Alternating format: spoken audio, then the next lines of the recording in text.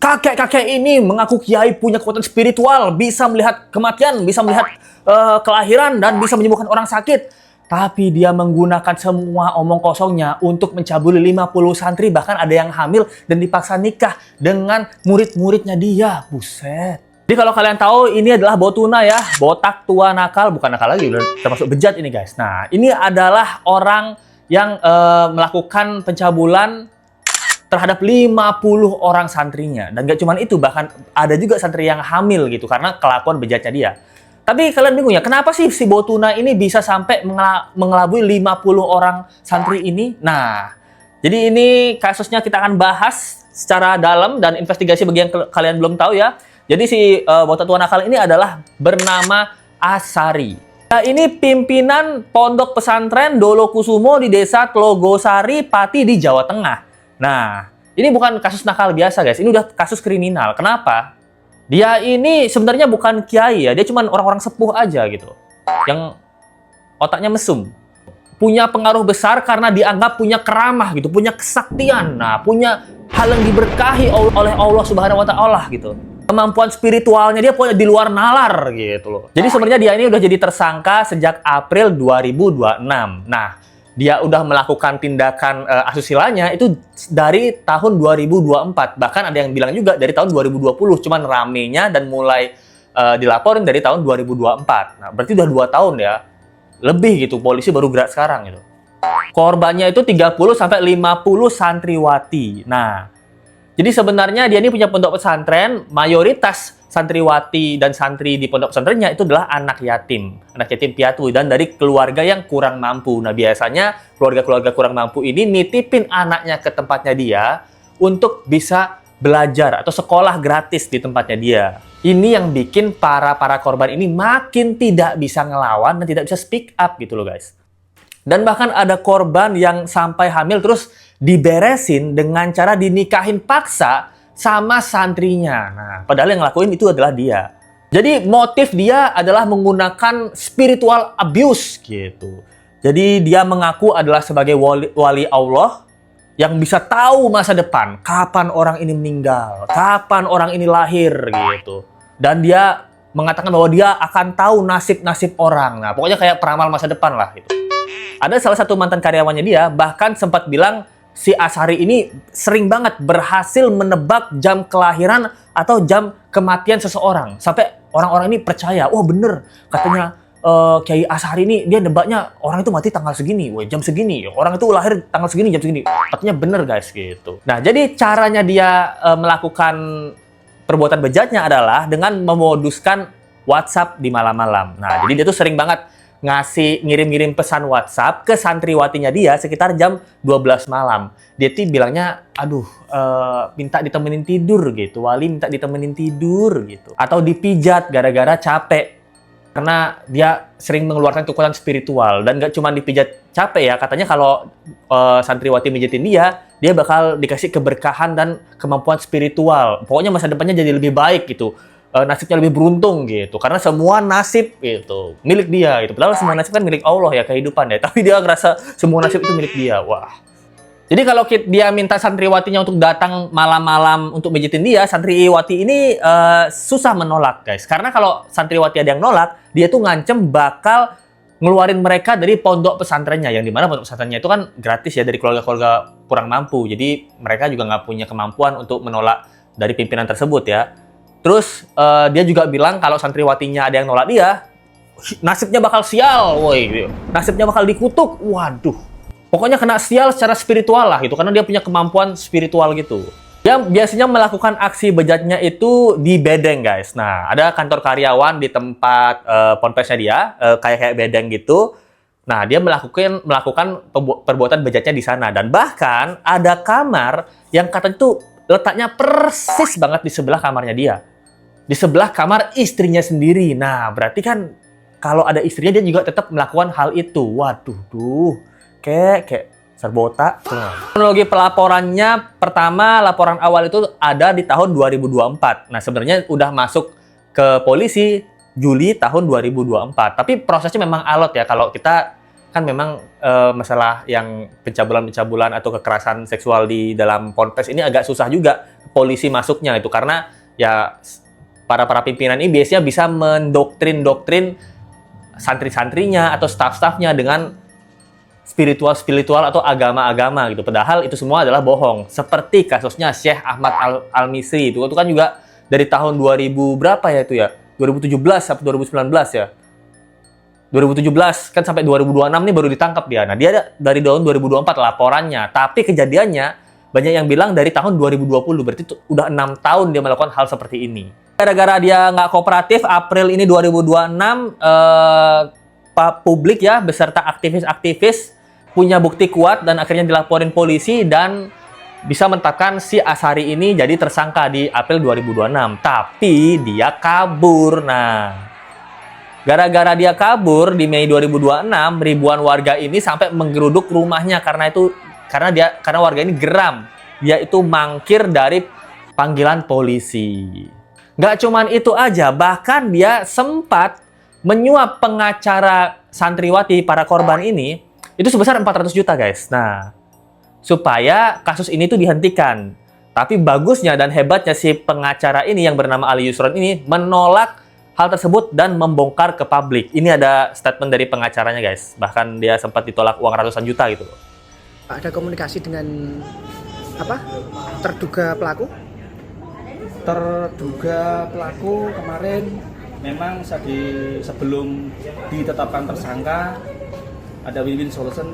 Salah satu dari suruhan dari tersangka ini menawarkan saya sebuah uang guys. Tidak main-main itu, oknumnya itu menawarkan saya senilai 300 juta. Oh, 300 juta. Dan 400 juta. Di pertama ada saksi itu. Saya tolak. Kenapa? Saya masuk di ranah ini selaku kuasa hukum, janji pada diri saya sendiri untuk mengungkap ini agar tidak ada korban yang lain, harus cepat ditetapkan tersangka dan harus ditahan. Dari pertama sudah ditawarkan 300 juta, kedua kali ditawarkan 400 juta. Oh, 400 juta guys, dua kali jadinya. Saya tolak semua, tidak saya terima karena uang tersebut bagi saya ini tidak hak saya dan itu sebuah uang haram. Yang ngaku-ngaku kiai kalah sama pengacara, guys. Dia bilang 300 juta, 400 juta dia tolak semua karena dia memang pengen menegakkan kebenaran ya dan membela para korban. Ini keren banget nih pengacara seperti ini, pengacara yang underrated ini yang namanya kita nggak terlalu terkenal, tapi memang jiwanya nggak main-main, guys. Mantap banget. Kemarin dia ini sempat si Asyari ini jadi buronan ya. Nah, tapi syukurnya sudah ditangkap hari ini. Dia sempat ke luar pulau kabur jadi buronan dan ini ada videonya di mana si Asyari ini ditangkap, guys. Kita lihat bareng-bareng, guys. Hey. Ini dia, guys, si botak, guys. Asyari. Asyari siapa? Asyari. Asyari siapa? Ya Asyari itu memang sama saya Asyari. Sing di Kiai mana kamu? Cekal Mergopo. Betul Kiai. Ponpes apa? Cekal Mergopo. Tangkap karena apa? Enggak bisa ngomong. Pernah bulan saja. Hah? Katanya pernah bulan, Pak. Oh, katanya pencabulan. Katanya pencabulan, katanya. Yo, clear. Wah, ini dia waktu ditangkap, guys.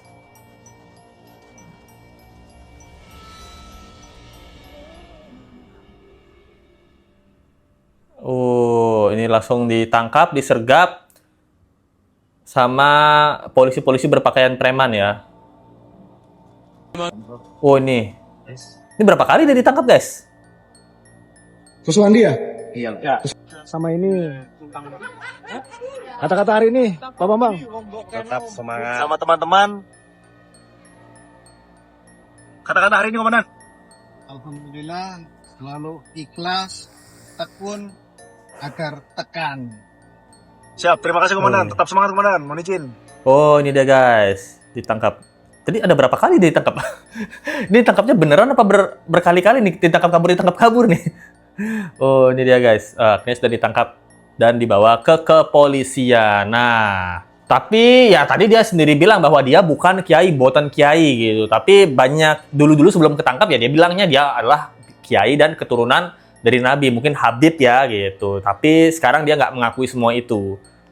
Dan nggak cuma ke santriwatinya, dia juga pernah melakukan perbuatan asusila ke istri jamaahnya. Waduh, ini nggak ngerti ya kenapa sih orang-orang kayak gini nih di otaknya tuh mesum doang gitu loh, nggak ngerti let's go ya gitu.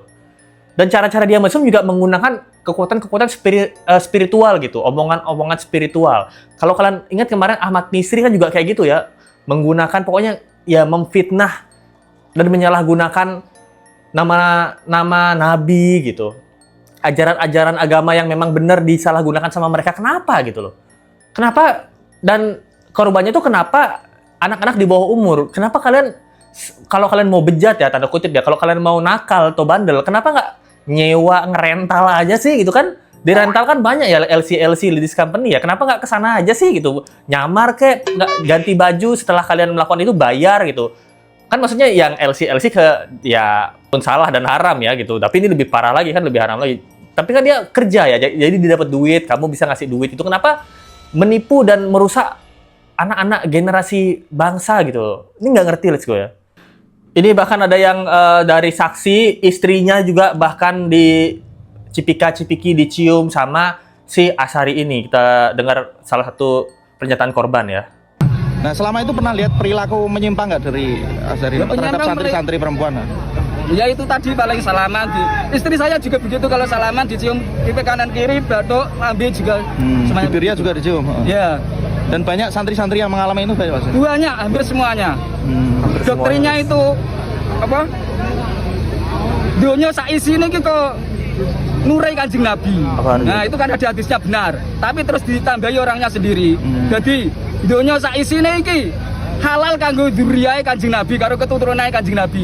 Jadi upamane bojom dikawin keturunane Kanjeng Nabi yo halal. Waduh, ngoten doktrine. Jadi umpama saat itu istri saya dikawin dia, saya juga merelakan. Mas tadi sempat bilang kalau ada. Mas tadi sempat bilang kalau ada santri yang melapor malah difitnah, itu gimana Mas? Ya ini yang melapor ini yang sudah nyewa pengacara, sudah nyewa intel tahun 2024. Saya itu diparani intel dari pihak pelapor itu. Ya katanya itu sudah divisum Bu Saskia, putrinya Pak Zakaria itu, Dr. Triate. Itu benar-benar sudah sudah divisum itu. Tapi kok terus nggak ada kelanjutannya, nggak tahu. Mas, mungkin yang perilaku menyimpang lainnya Mas, selain mencium mungkin yang kalau melakukan zina kan nggak ada yang lihat tambah.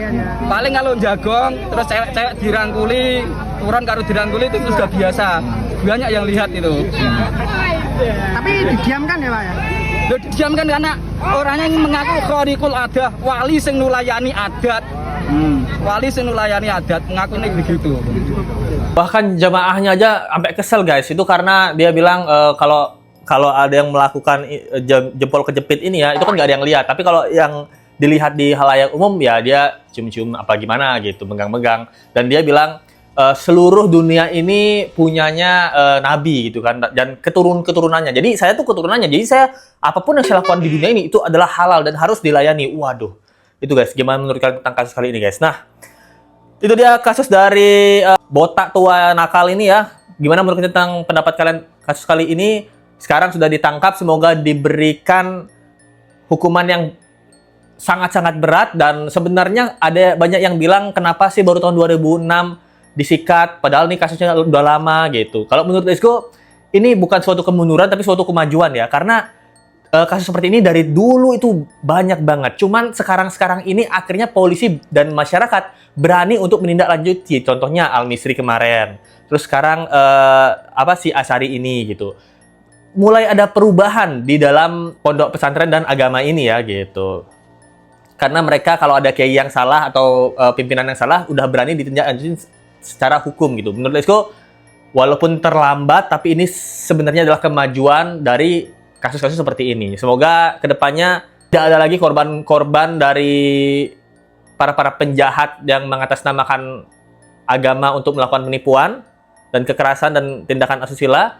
Dan semoga para korban juga diangkat traumanya, sakit hatinya, kesedihannya oleh Tuhan Yang Maha Kuasa sehingga bisa sembuh dan membaik keadaannya. Itu yang bisa saya sampaikan. Gimana menurut kalian tentang kasus kali ini? Itu dia kasus dari Pondok Pesantren Pati ya, si Asari Botuna, botak tua naas hidupmu sekarang. Nah, kita ketemu lagi di video berikutnya. Sampai jumpa lagi guys. Bye.